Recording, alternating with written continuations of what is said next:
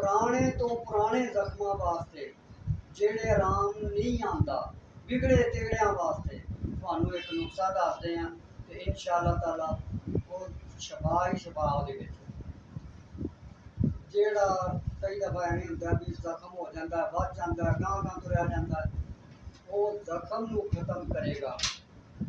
वो कई दफा हड्डी नू भी लग जांदा, गांह तुरया रहिंदा, ओनू भी खत्म करेगा। दवाई जिहड़ी है ना वो हुंदी है जिहड़ी पहली खुराक ना ते दूसरी खुराक काम करे।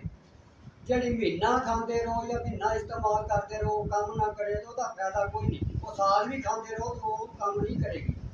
दवाई वो जिहड़ी एक हफ्ते दे विच बिल्कुल बंदे नूं यस करे, ना यस करे ते अद्धा फायदा जरूर दवे, वो है दवाई।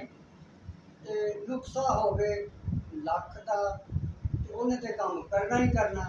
नुस्खा होवे कख दा ते काम करे लख दा, वो नुस्खा हुंदा। नुस्खा तुहानू दस रहे हैं, सौखा जा नुस्खा जे कर लोगे तो इंशाअल्लाह ताला अल्लाह मेहरबानी करेगा, दुआवां च याद रखोगे। नुस्खा ये है, लेडे लैने हैं उठ दे, ऊठ नूं ते हर बंदा जानदा है।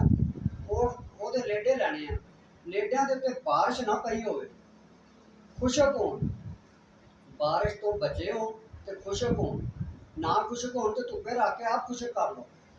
चंगी तरह खुशक करके उन्होंने जला लो।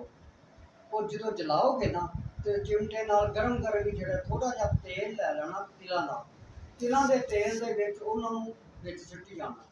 वो मलम की तरह एक तैयार हो जाएगी। मलम किसी चीज़ नाल उन्होंने हिला लेना ना, वो मलम की तरह रगड़ लेना, वो मलम की तरह एक मलम तैयार हो जाएगी। वो मलम लाना इंशाअल्लाह, वो एक हफ्ते दे विच जख्म का नामो निशान खत्म। कितना भी पुराना जख्म होवे, खानदानी शफा खाने की तरफों तुहानू अस्सलाम अलैकुम।